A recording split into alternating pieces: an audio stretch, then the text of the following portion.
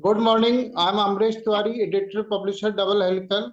It's a kind privilege to hosting the webinar on how to lead a normal life with neurological disorder. As you know that the session will explore the latest advancement and medical breakthrough in treating brain tumors and their impact on patients' life. This webinar aims to provide valuable insight into the webinar into the whether the individual diagnosed with such a complex neurological condition can continue to live fulfilling lives, highlighting both challenges and success. We have the galaxy of the speakers, very well-known speakers, very expert, and one of the top, especially in the medical fraternity, like Dr. V.S. Mehta. He is a Chairman Emeritus, Department of Neurosciences, Paras Group of Hospital, New Delhi. Dr. P.S. Chandra, he is a Department of Neurosurgery, All India Institute of Medical Sciences, New Delhi. And Dr. A.K. Singh, former Chairman and Advisor, Max Institute of Neurosciences, Dehradun. And Dr. Anu Sharma, Senior Neurosurgeon, Indian Spinal Injury Center, New Delhi. And as you know that our well-wisher Dr. A.K. Agarwal, there is no need to introduce him. He is a professor of excellence and former Dean Maulana Azad Medical College and advisor clinical research, Apollo Group Hospital. Now I hand over to Dr. Agarwal to continue the webinar. Thank you. Thank you, Tiwari ji. Very good morning to all my colleagues, my expert panelists, and the entire audience of this webinar through YouTube later on. Double Helical is a magazine, perhaps, which is a very upcoming magazine for the health awareness. And for last 10 years, this magazine has given so much information to the public and to a certain extent to medical profession also, that I'm sure big numbers have been benefited. This time, Mr. Tiwari, who is the key person behind Double Helical magazine, has chosen a topic which is very important, and sometimes a topic like I like to compare that once you hear that somebody is having tumor in any part of the body, then perhaps there is always a scare, well, I'm suffering with tumor. But at the same time, the moment you come to know that you are suffering with brain tumor, then the perception is even, I like to say, the public gets scared that brain tumor, oh my God. So we'll start a discussion because ultimately it's a question of detection, it's a question of treatment, it's a question of rehabilitation, it's a question of palliation. So my first question will go to my senior colleague, Dr. A.K. Singh. Dr. Singh, sir, are you there? Sure. I'm here. Thank you. Thank you, Dr. Thank you for being here, and good morning to everybody. Yes. Welcome to Dr. Arun Sharma. Singh, yes. And Dr. Singh, you can hear me now? I can. Okay. Well, we all know Dr. A.K. Singh had been the professor head of neurosurgery in G.B. Pant Hospital, Maulana Azad Medical College. And thereafter, he had been looking after many big corporate hospitals and ultimately the Max group of hospitals, and based at Dehradun. Dr. Singh, as I was trying to initiate the dialogue, that when the moment you talk about tumor, there is a scare. But the moment you talk about the brain tumor, the ordinary person gets scared. Brain tumor, my God, what will happen to me? And what is going to be the future of my life? So my question is very straightforward question that in what way the brain tumor is different than other tumor, whether it is benign or malignant, other tumors in different parts of the bodies, and why it is so. Very pertinent question, but it is obviously not one question. It is multiple questions rolled into one. Yes. To begin with, basically, what we have is that tumor word in brain tumor is an all-encompassing word that we need to understand. It includes tumors that are cancerous and includes tumors that are non-cancerous, and therefore the prognosis outlook of both varieties of tumors is different from each other. That's one part. Before we go into detail later on, the second part is that brain is a part of the body which controls every other part of the body. Your hand power of the hand, the power of speech, the power of understanding, the power of seeing are all located in the brain. So when the brain gets affected itself, then that means it affects that particular function, body part's function also. It is like the CPU of the entire body. The CPU develops a problem. The peripherals like the arms, the eyes, the legs also develop a problem, which means the quality of life goes down even if one lives. That danger is there.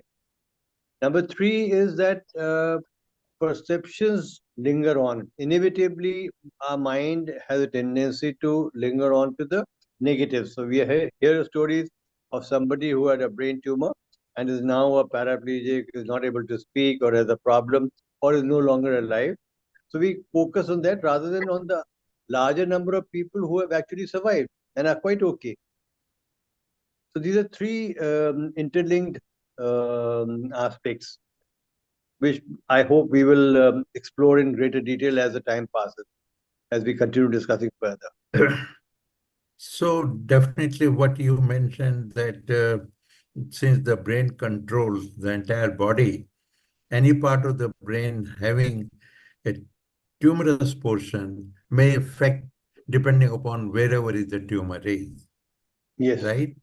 And then that will depend upon that what sort of disability or what sort of symptomatology or weakness or neurological weakness and all arises. I'll come back to you again after some time. Dr. Mehta? Yes. Dr. Mehta, in Yes. your vast journey of as neurosurgeon, professor of neurosurgeon, right, beginning in All India Institute and now in Paras Hospital, what had been your experience since your early exposure as neurosurgeon versus now? Are we having increasing number of the cases? Number one. And number two, is it increasing because of any external factor, or do you think now we are more aware of it and the diagnostic facilities have increased? So as you rightly said, the number of brain tumors are increasing mainly because of the detection facilities. Now the MRI and CT scans are available at every part of the country, and as well as the awareness.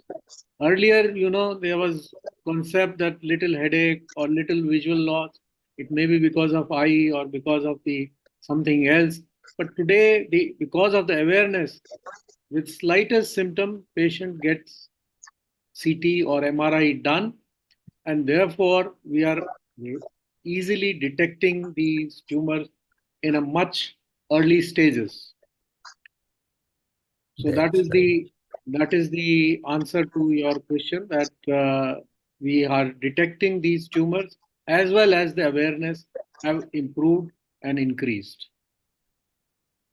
So, well, it is the technology which is perhaps bringing early detection and public awareness that which are the common symptoms what the public should be aware of. Like whenever we think about the screening of the tumor, say in a breast tumor, we always teach that you should do some sort of self-examination and all. Here, there is no question of self-examination, but it's a question of being aware of any particular symptomatology. So as Dr. A.K. Singh said, that there are different areas in the brain which controls the different functions. So depending on the location of the tumor, the patient can have symptoms related to that part. Suppose it is in the frontal lobe, the patient may have cognitive impairment. Suppose in the motor area, then he can have a weakness. The other commonest symptom depends on the space occupation within the skull. So if there is the tumor grows, then they have a headache. So, but the headache is the commonest, very common cause of many other diseases. So any headache which is persistent, which is progressive, and associated with other symptoms like visual loss or vomiting, one should consider that that person is suffering from brain tumor unless proved otherwise. So therefore, anybody have these symptoms, he straight away goes to MRI or CT scan. In addition, as I said, if tumor is from pituitary gland, they may have some hormonal balance, which in ladies can have galactorrhea, amenorrhea. In men can have loss of libido or acromegalic features.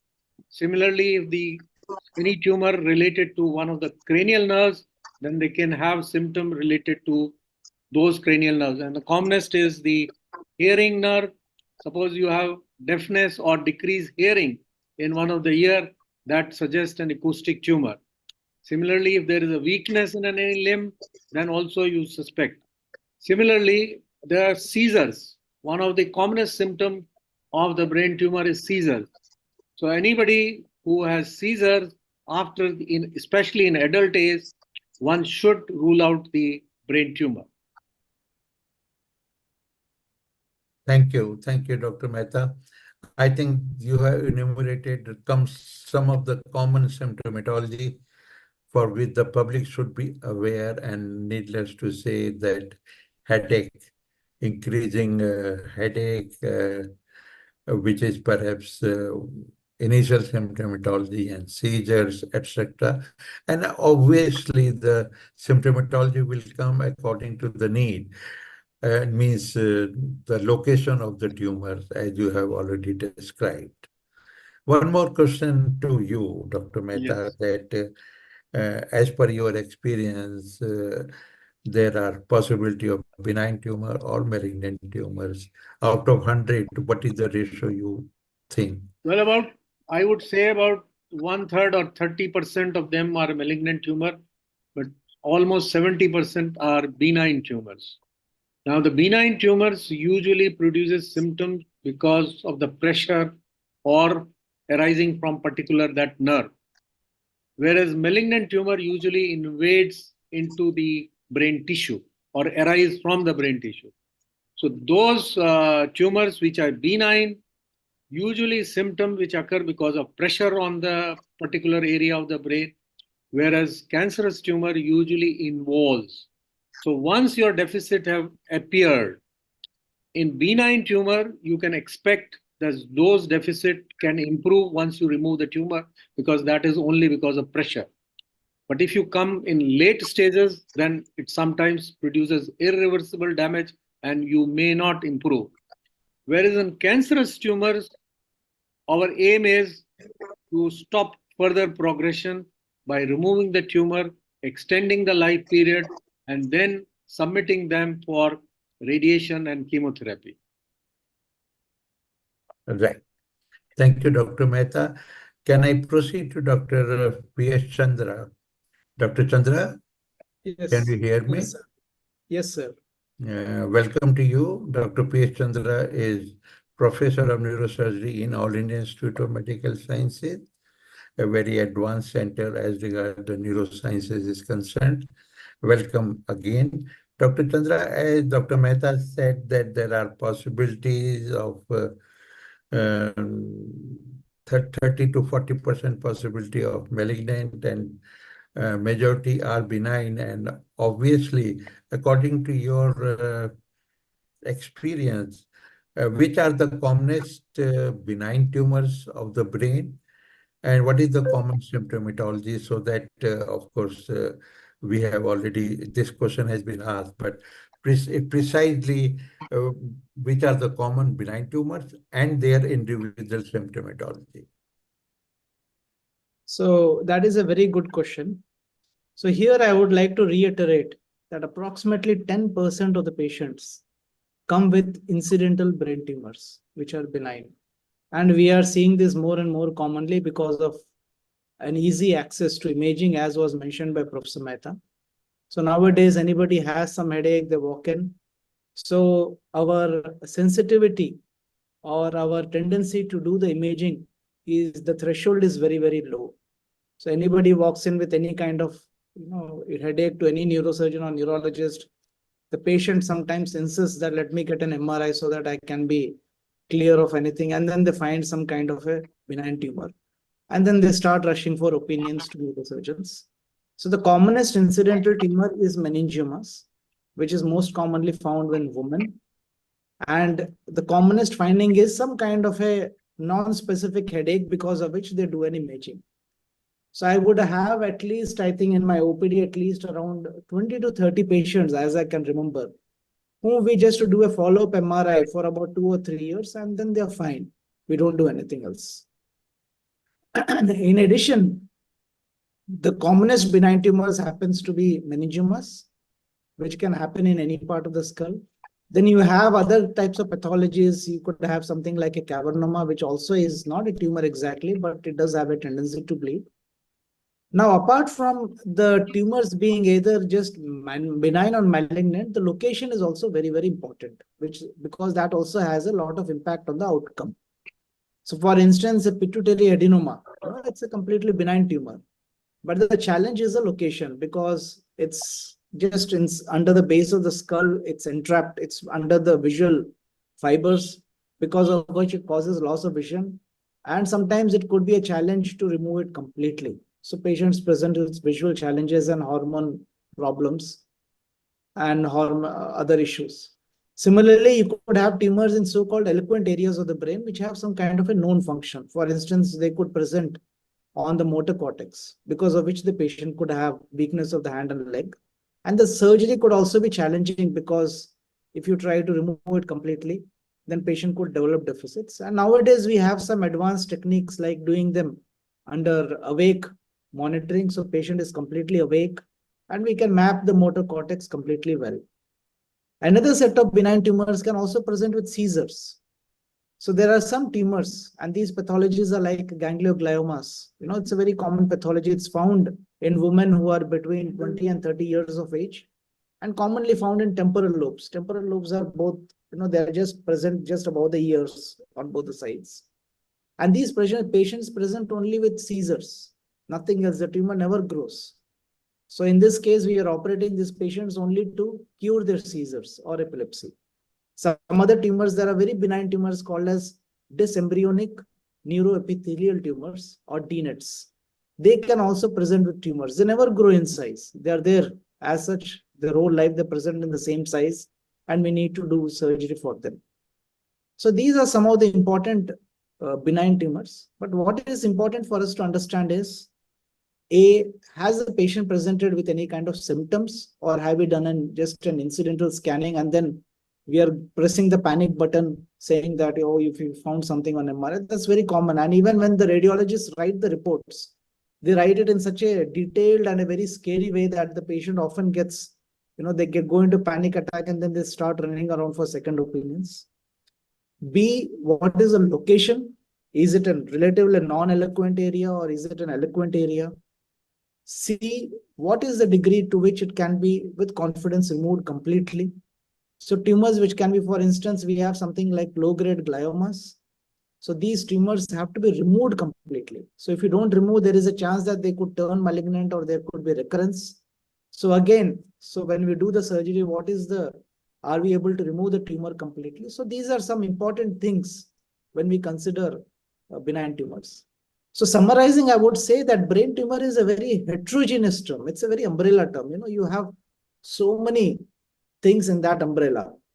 And many times public isn't aware of this. So whenever they think of brain tumor, they think of only of one homogeneous entity. So they look at somebody who's become paraplegic or quadriplegic, and then they start pressing the panic button. They say, oh, he has become like this. What is going to happen to me? So that is the reason it's very important for them to take an expert opinion. That what is exact category of your brain tumor? Where does it fit? What is going to be the outcome? Do we need to do surgery? What is the safety of surgery? What is the outcome of surgery? So all these things have to be understood in total. Thank you. Thank you, Dr. Chandra. I'll switch over to Dr. Arun Sharma. Dr. Arun, you're there? Yes, sir. Good morning, sir. Good morning. One thing is great that my name is also Arun or your name is also Arun. So obviously I have some more affinity to my own Hamna. Thank you, sir. So welcome to this seminar. Dr. Arun Sharma is a leading neurosurgeon from Indian Spinal Injury, New Delhi, a place perhaps which has created a big name in the field of neurosciences and other related field. So, Dr. Arun, I would like to know, as Dr. Chandra has described very nicely, according to your experience among brain tumors, which are the worst variety of malignant brain tumors, and what is the symptomatology of those more malignant? As in my language, I call them, they are bombs within our brain. They are bombs within the skull. The most Yes. the most common malignant tumors are usually glioblastomas, which are more common in elderly, but of late we have been seeing them in 40s and 50s as well. And they are very rapidly growing, and the patients usually present with either chronic headaches of a not very long duration, like 2 months, 3 months, or mostly with some speech difficulties or weakness of the limbs. These are one of the most common presentations of the most common malignant tumors, glioblastomas. Yes. Yes. And so what is going to be the course of this particular most dangerous brain tumor? And on day one, when it is detected, versus day after 7 days, in what way they grow and what way the patient will come to know, my God, it is something which is growing very fast. And as a clinician, you will also be observing. So these glioblastomas are very rapidly growing. When the patient comes to know of it, when the doctor tells him about these glioblastomas, the prognosis is not very good in these patients. The median survival of good quality life is usually 6 to 18 months in such cases, but there are people who have survived even longer after radiation therapy and chemotherapy and good excision. So overall, the prognosis of this is not good, and the family is also devastated and depressed after knowing these of these tumors. After excision, the patient usually goes in for radiotherapy and chemotherapy, and even after radiotherapy and chemotherapy, the majority of the patients land with the recurrence, and recurrence is very fast. It may be ranging from 6 months to and around 2 years, 3 years, but most of them usually recover within first 18 months. Some may be having a small nodule of recurrence. Some may be having very large tumors, even larger than the original size of the tumor. And even after best efforts, radiotherapy, chemotherapies, the patient may not be able to make up well.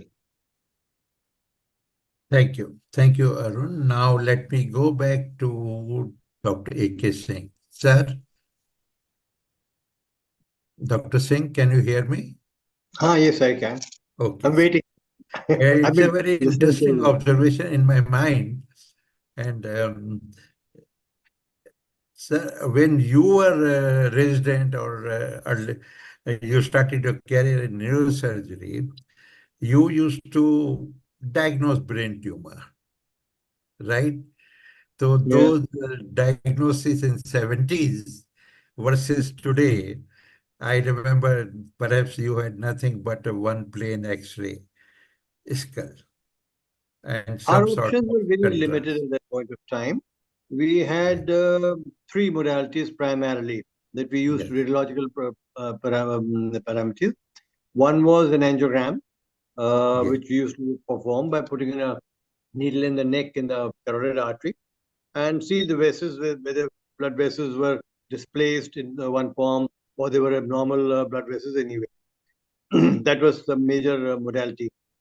The second was that we would put in either or a contrast agent in the cavities that exist in the brain, the ventricles. We would call them either a pneumoencephalogram or a ventriculogram. And based on the distortions, we would assess as to where the lesion might be, combined with clinical presentation. So we had to spend a lot of time in trying to understand as to where, or try to guess as to where the tumor was. And that required obviously a lot of time, effort, knowledge of anatomy. Nowadays, what's happened is that with CT and MRI, which provide a 3D presentation of the particular pathology, any particular pathology within the skull, you don't have to imagine as much. You can actually see the size of the tumor, the exact dimensions, how big it is, what are its relationships, and thereby it makes it so much easier for you to find out as to where the tumor is located and what possible variety it is, whether it's possibly a malignant tumor or a benign tumor, as Dr. Mehta pointed out, that those tumors that arise within the brain substance are taken as being malignant, and those tumors that arise outside are taken as outside the brain, but inside the cranial cavity, inside the bone, would that's be true. taken as being benign. So therefore, our job is much easier now. So, and therefore, consequently, the neurological deficit or problems that surgery might produce are much lessened now. So obviously, in last 50 years journey, you're observing that diagnosis has become simpler and simpler. And obviously, when the earliest possible detection and then surgical steps versus any other treatment protocol will give you better result. And that, Yes. I mean, your patients of those years versus nowadays, what is the satisfaction level? Those days it was mentally a very challenging stuff, very challenging thing, and we would normally begin a operation at 8 in the morning and finish off at 10 in the night without any breaks for food or anything. So it required a lot of physical resolve to be there, and then after that you had to sit down with the patient overnight and maybe the next day also to ensure that the patient did not have any major problems. Nowadays, it's become a much easier job. You can generally, most of the surgeries are over in 3 to 4 hours time. Not only diagnostics, but also surgical techniques have improved hugely. In 70s that you referred to, we had what is known as a monopolar cautery. We did not have a microscope. We had no endoscope. So all these things were not. We did not have mechanical ventilation. Nowadays, Yes. we have all of these things. So anesthesia has improved dramatically. Our ability to stop the blood vessels, that's coagulation, has improved dramatically. Our microscope and endoscope have increased our ability to see differentiate the normal from the abnormal, thereby all leading to a much higher level of safety for the patient. So therefore, it is much more rewarding now than it was at that point of time. I suppose people still recall those days when we had, there was a time in 70s, when it was believed that you operate a patient today, around 90% will not survive. In most centers, that is the mortality or the death was as high as 50% to 60%, 70%. So obviously people thought that it was a very bad thing to have a brain tumor. Having a brain tumor meant that this is the end of life now. Nowadays, on the other end, it's an entirely different situation. The mortality or the loss of life is generally around surgery time, which is 30 days around surgery, is reduced to almost 1% and often less than that. So almost coming down to what one would call as being accidental. And the ability to be able, as Dr. Mehta was pointing out, with the benign tumors, you operate after 6 hours, the patient is eating, drinking, talking. I mean, that depends, obviously, what the situation was earlier, before you started operating. Obviously, somebody was unconscious earlier, had a weakness, gross weakness, then that won't revert overnight. That may not recover. But if the person was walking around, talking around, still had only headache or a seizures, as Dr.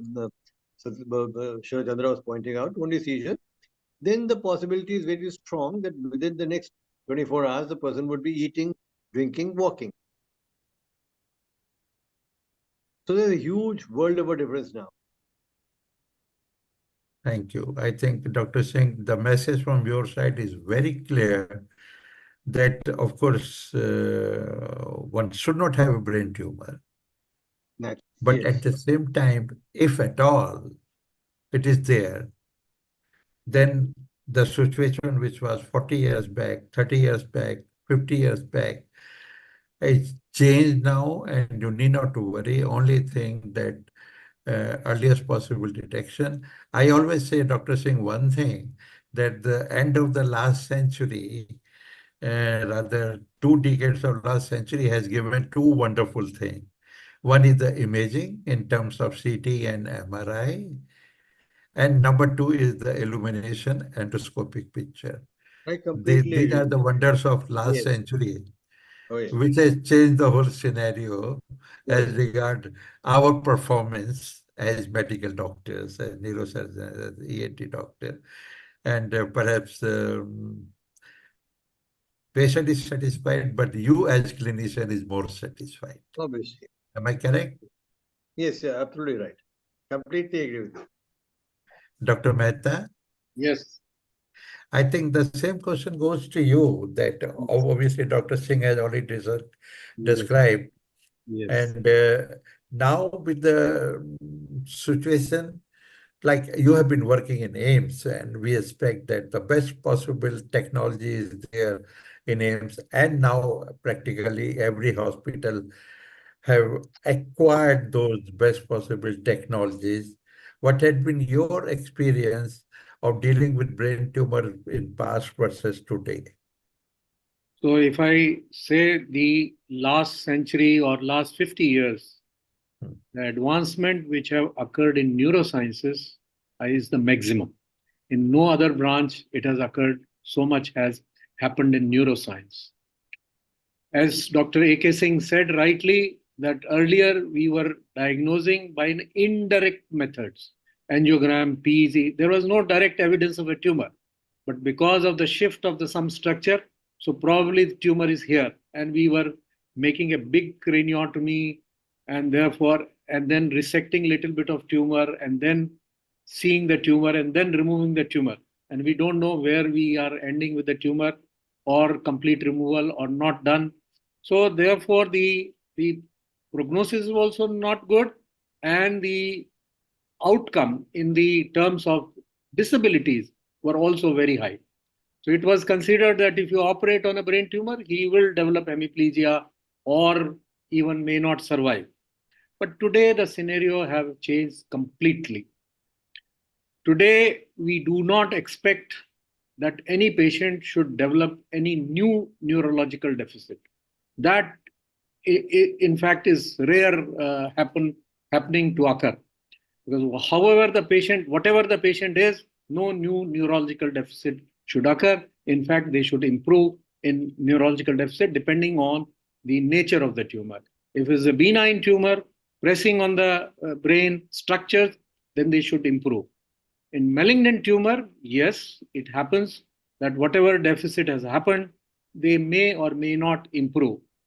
But today, with the advancement in technology, that is, we have image guidance, we have MRS, MR perfusion, we have functional MRI, we can tell each and every detail about the tumor and the patient function. For example, when we do a functional MRI, we know that the hand area is anterior to the tumor, lateral to the tumor, or on the tumor, or close to the tumor. So we can predict that this patient is likely to develop deficit and or not. And rest depends on the surgeon, surgical equipment. You are doing an image guidance surgery, you are doing an electrophysiological monitoring to know where is the motor area. And over and above, these days, we can do an awake craniotomy. So if patient develop any deficit, we are detected on the table and we can stop that. So therefore, today, as Dr. A.K. Singh said earlier, the mortality was very high. In 1997, I had presented a paper towards zero mortality in elective neurosurgery. So today, the mortality is less than 1%, and that also you know before surgery.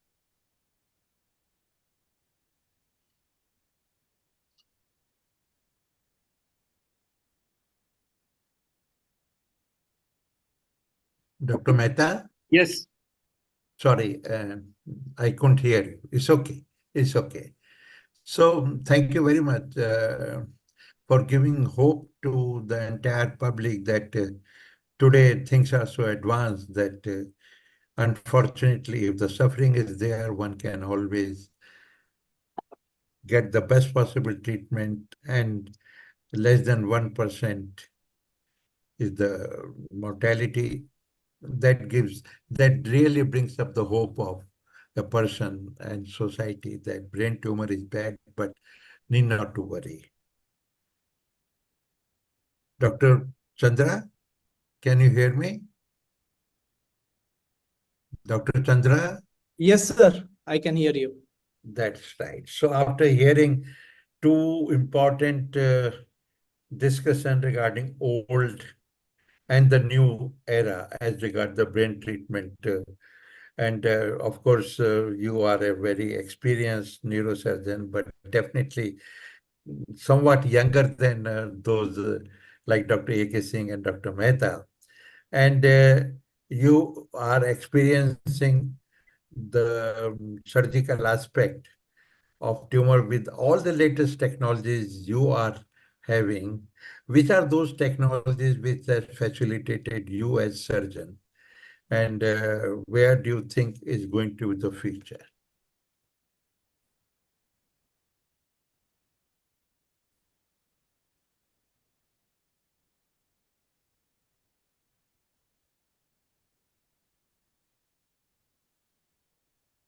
Dr. Chandra?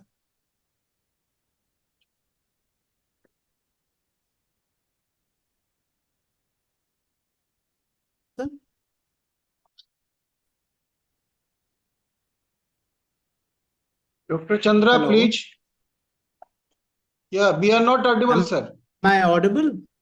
Yeah, I right think now. I Go ahead. lost you a bit over there. Okay, no, carry on, sir. Okay, right now, okay. Am I audible now? Okay. Yeah, carry on, please. So that's a very okay. So that's a very pertinent question which you have asked. Now I would divide the technologies into something which has caused a silent revolution and something which has caused an overt revolution.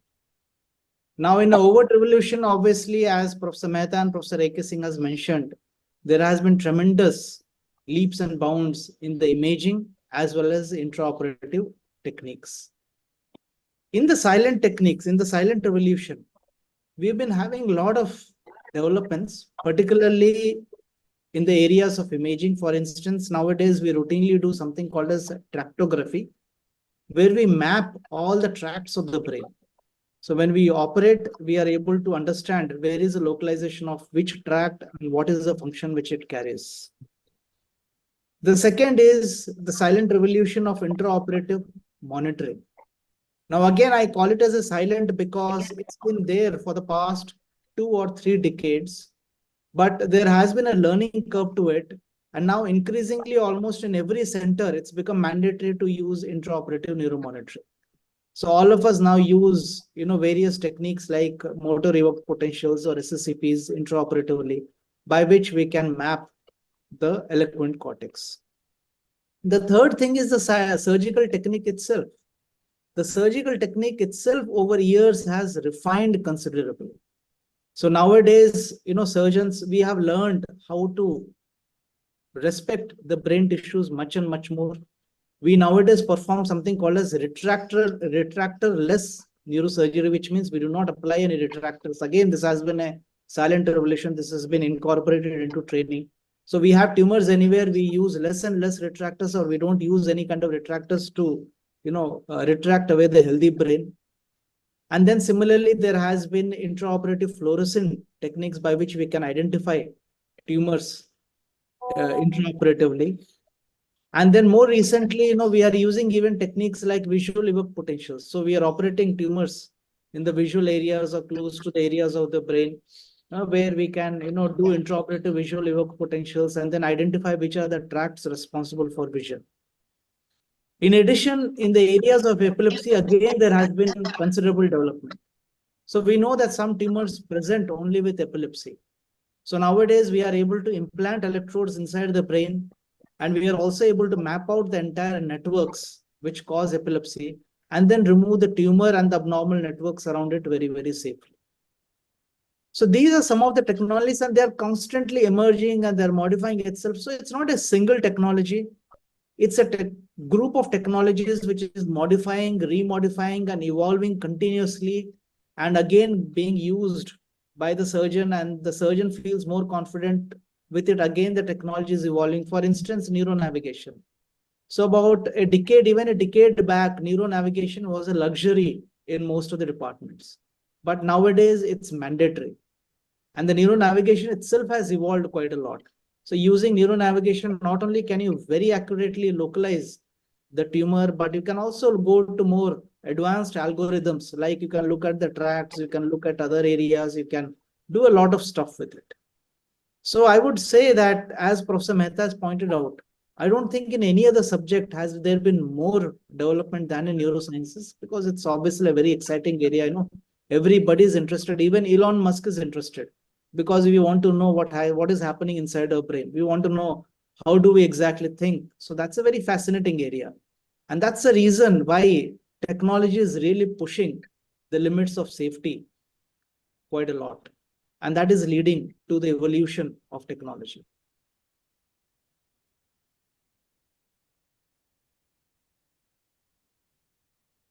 Your voice is muted, sir. Sorry. Thank you, Dr. Chandra. And that leads to another question in my mind, which I'm going to put up to Dr. Arun Sharma. Arun, Yes, you sir. are there? Yes. Yes, Arun. When we just now, Dr. Chandra has pointed out the way technology has come up and neuronavigation. So once we talk about neuronavigation, obviously people, the public is fully aware, and they perhaps want certain technology to be available to them. So what is the status of robotic surgical tools as regards the brain tumors are concerned? And are they really useful? If so, ultimately our aim, all the panelists will agree with me, precision, precision, and precision. Whatever step we are taking, it is for the precision. So what is your opinion? And after you, I will request anybody else to comment upon the status of robotic surgery.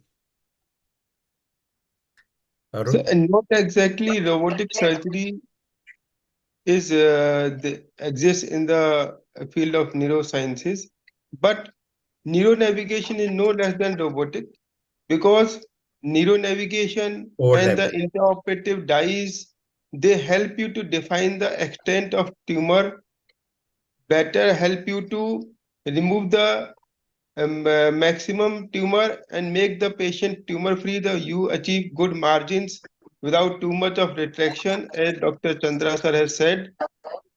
The dyes also help a lot in identifying the intraoperative status of the tumor during surgery. After surgery, there has been intraoperative MRI have been established in some of the centers, which help in taking the images, MRI images of the tumor after the surgery. But neuronavigation is no less than the robotic surgery. Right. Sir, can I make a comment, sir? Yes, please. So I would say that robotic application is one of the most exciting area in the development of neurosurgery. So at AIIMS, we have been having a robotic system for the past 7 years, and we have done more than 600 cases using the robot. Now, before I say robotic application, I would like to tell you that, there are various categories of robots. In fact, there are 5 categories.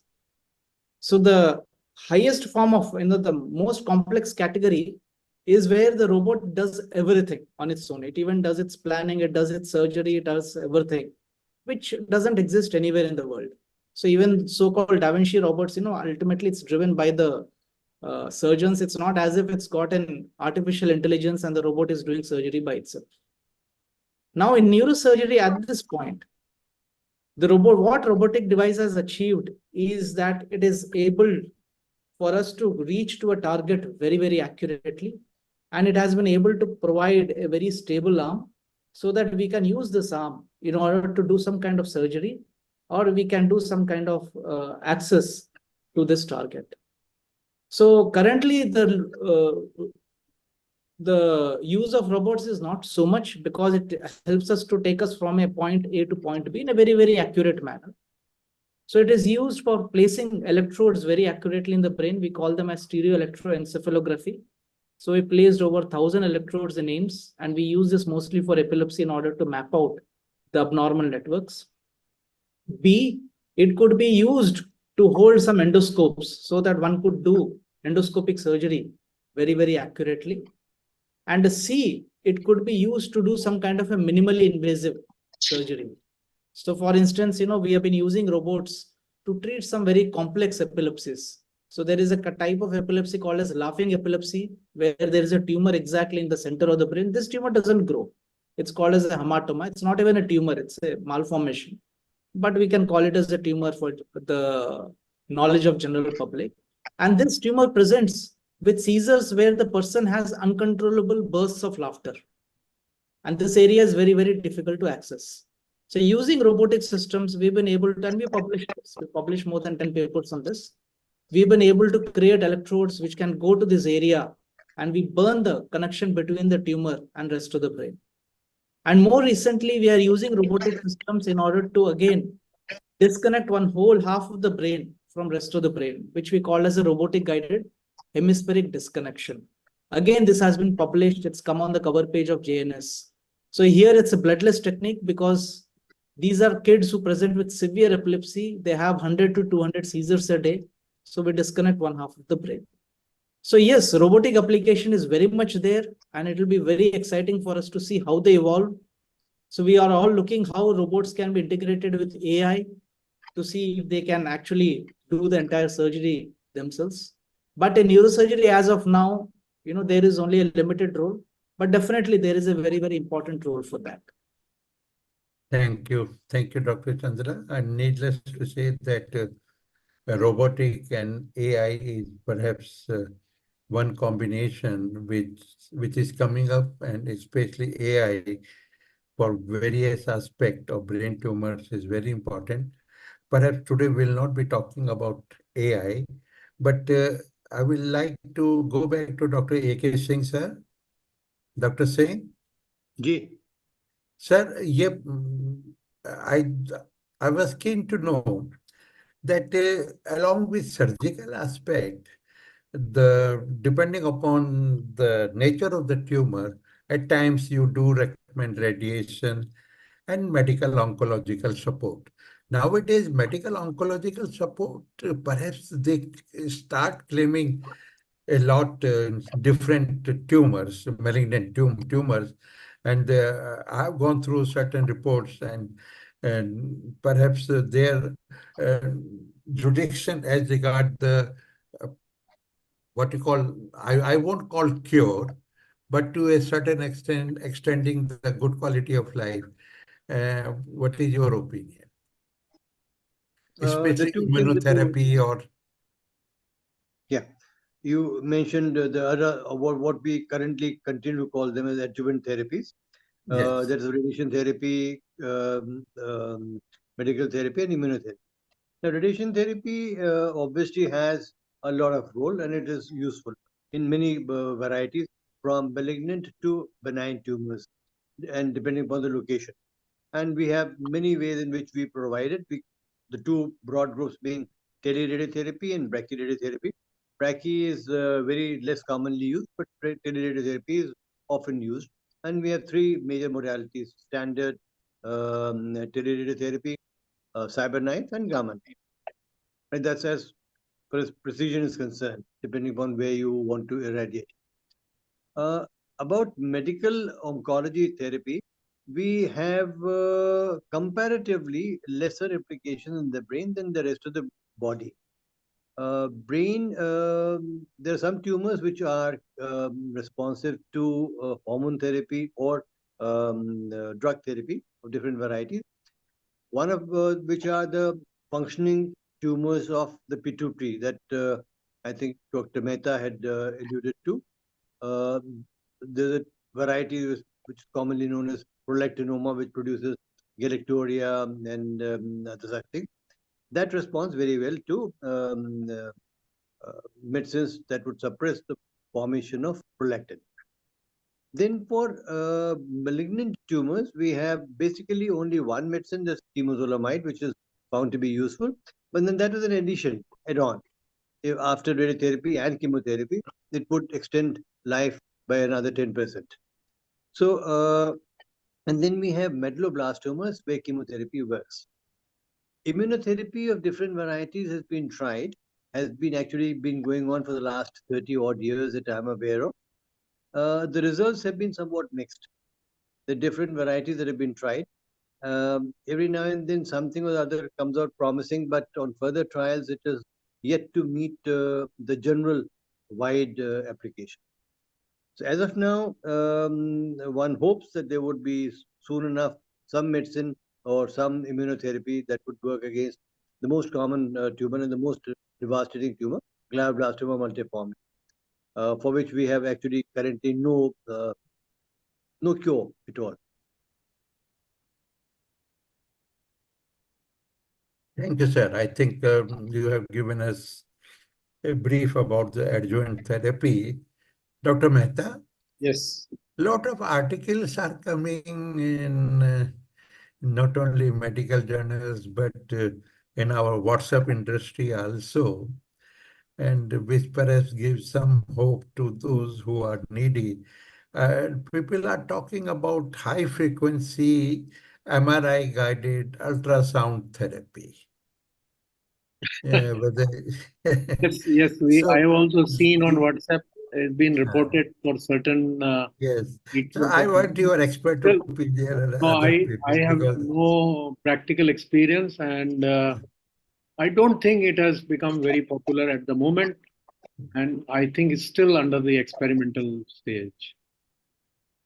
so you want to convey a message that since it is under trial or experiment, Yes, perhaps we need more time to, absolutely. because those who are suffering, they always think about the easiest way out.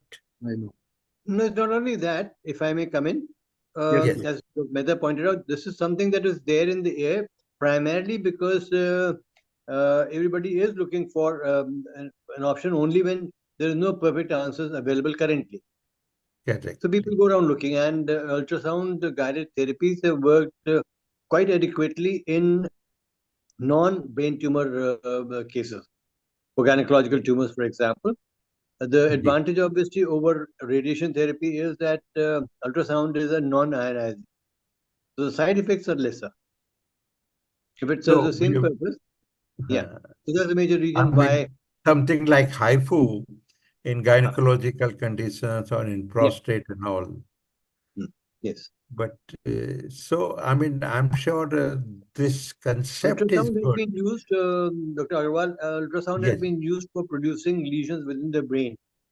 Focused ultrasound has been used for producing ablative lesions, ablating areas that are giving rise to seizures or other abnormal movements. So the proof of concept exists, but when it comes to treating tumors per se, there are some initial reports, but beyond that, no long-term applications as of now, as Dr. Mehta is pointing out. So is it okay if I can make a comment? Yes, yes, my dear. So, sir, focused ultrasound, we are getting it in AIIMS. In the next 6 months, we'll be installing it. And because of which, I had the opportunity to read all the papers and also visit a center which has been doing focused ultrasound. Currently in India, we have one focused ultrasound facility in Coimbatore, It's in Coimbatore. which is a private entity, and it charges quite a lot of money. And in AIIMS, hopefully, we'll be able to provide it at a very, very economical cost. Now, like Professor A.K. Singh says, the only indication which is FDA approved for focused ultrasound is for patients with Parkinson's disease, when they have a lot of tremor. So that is where it works, and it is really and good. Epilepsy also? Epilepsy is still not FDA approved, sir. Gee. The thing is going on, currently the only FDA approved is for Parkinson's when they have tremor. So the advantage is you don't put any incision. So the patient walks in and within 2 hours without an incision, he goes back home without any tremor. So that too for some indications. Similarly, in epilepsy, there have been studies for some areas to show that it could be useful. But again, the indications are still evolving. So it's a very expensive tool. So one has to really think whether one can actually, it's really worth to getting it. So the way it can work is you could have some tertiary centers where it's available, and then definitely that area has to, collect these patients who can be given this treatment. All right. I think we have discussed practically all the aspect. A little aspect I will like to comment of all of you one by one is due to unfortunate circumstances of severity of disease, location of the disease, and all, sometimes the patient requires palliation and rehabilitation. And the facilities as regard palliation and rehabilitation, are you satisfied that we are developing in a correct way? Dr. A.K. Singh, quick response from you. Rehabilitation, no. It's basically missing all over the country, by and large. Huge, big gap. Palliation, again, it's left to a person's own devices. Systemic effort, organized effort, not much, not that I'm aware of. Right. Dr. Mehta? I agree with Dr. A.K. Singh. There's a huge gap, and I think all because of if you see the government hospital, they are overloaded with the routine work. Unless you have a separate center for such rehabilitation and palliation, I think it may not be possible. And corporate hospital will be very costly for such a thing. So unless government plans something to develop such centers, I think it will be a difficult. So there is a huge gap. Chandra, your quick response. So now developed countries like US, they have something called as end of life care. So people who have terminal diseases or who require support, who cannot be taken care at home. So they have some kind of intermediate services where they can be provided the basic support to give dignified healthcare. They know the patient is dying, but still you give some dignity to the life, which is sadly missing in our country. Because patient goes to private hospitals, they get treated, they cannot stay there for a long time. They stay in the ICU, they are charged 1 lakh rupees per day. and then they go to general ward. So it's not a media where they can afford long-term palliative care. So definitely, as pointed out by Professor A.K. Singh sir and Professor Mehta sir, this is a huge gap which we need to fill up at this point of time. And that is why I thought, let me point it out, that the responsibility goes to everybody, including us too. Dr. Arun, what has been the role of Indian Spinal Injury Center as regards the rehab and palliation is concerned? The Indian Spinal Injury Center has a good rehabilitation center. We are regularly dealing with such patients. We help them with psychological counseling sessions, speech therapy, cognitive therapy, and we encourage social interaction I fully of the agree. patients with the relatives. But the proper formulation of such a policy, I think the AIIMS and Sharat Chandra sir can help in formulating such policy at a central government level to establish rehabilitation centers across the country for such post-op rehabilitation of brain tumor patients. So in the last sentence, I can say that if the person is suffering with brain tumor, he will definitely like to go for the best possible modalities. And depending upon nature, there may be some sort of remnants, and he would like to have best quality of life. And of course, it is his right. And this is our duty also to give best possible. And here is the gap. So let us all work together for best quality of life, which is, as compared to Western world, is perhaps lacking. If a country like US having 1/5 of population of India can give, why can't we give? So let us have the target for that. So with these remarks, I would like to say thanks to all my panelists for sparing their valuable time, and I'm giving it back to Mr. Tiwari if there are any questions. Sorry, we have already finished 1 hour, but the discussion was so interesting. But I'm sure we'll like to have some question in next 5 minutes. Sir, this question go to Professor V.S. Mehta. One of my viewers is willing to know that. Can you share, would you like to share some success story where patients with the brain tumors are able to resume normal life, fulfilling lives after treatment? Yeah, there are large number of benign tumors have normal life. Only initially in post-operative period, if they have suppose some deficits, they also improve over a period of time. And the only, sometimes they have to take precautions for the seizures. So seizure medicine sometimes continued for a longer period. And if they have no seizure for say a few years, then we stop. And if MRI does not show any tumor, then we stop even anti-epileptics also. Thank you. One question from Niti Arora from Bangalore. This question goes to Dr. Sharat Chandra. Sir, as you know that All India Institute of Medical is one of the premium institute of the public sector. So can you tell me, as a lot of patients are coming to AIIMS for different diseases, how one can quickly reach out to the brain tumor department in AIIMS? Keeping the long queue and rush in mind, is there a way for patient to reach out to the doctor for brain tumor disease?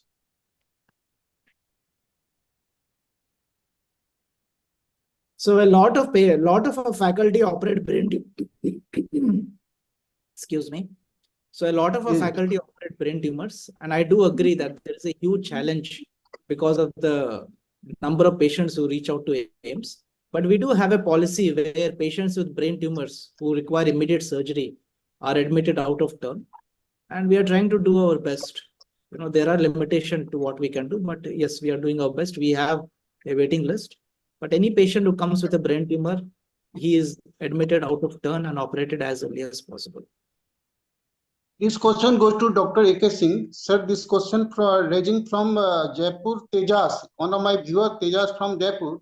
How important is the physical rehabilitation after brain tumor surgery, and what does a physical rehabilitation process look like?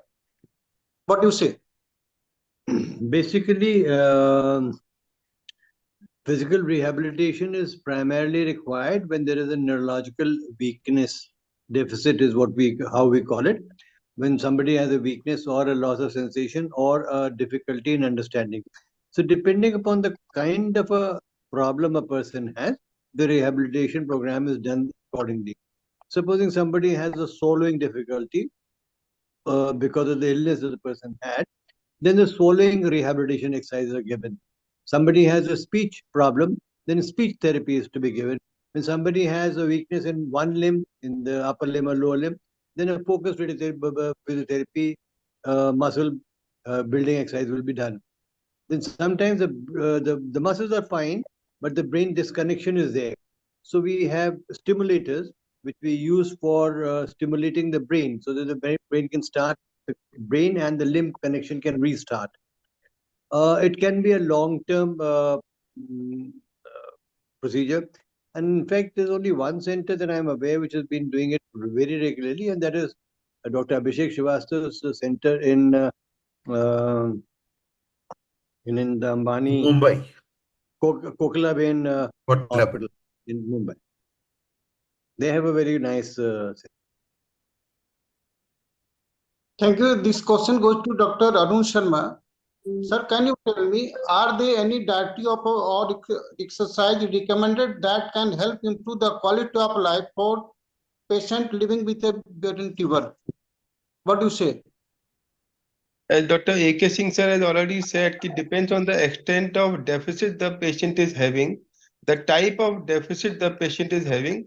The exercises are modified as per the requirement of the patient. If he has physical weakness, then regular exercises at all the joints, and there are some machines which help the patient in improvement of the balance during walking, sitting, and standing. If the patient is having speech difficulty, then the focus is on the speech part.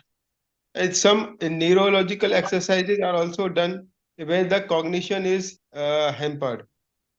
It all depends on the type of deficit the patient is having. Thank you very much, all of you. And I'm really thankful all speakers, eminent speakers and panelists have joined today. And the credits go to Dr. Agarwal, Dr. Professor B.S. Mehta, Dr. Sarat Chandra, Dr. Anu Sharma. I'm really thankful to all of you. And I'm lining up for the next webinar. I will let you know. Thank you very much. Thank you, Dr. Padi. Thank you.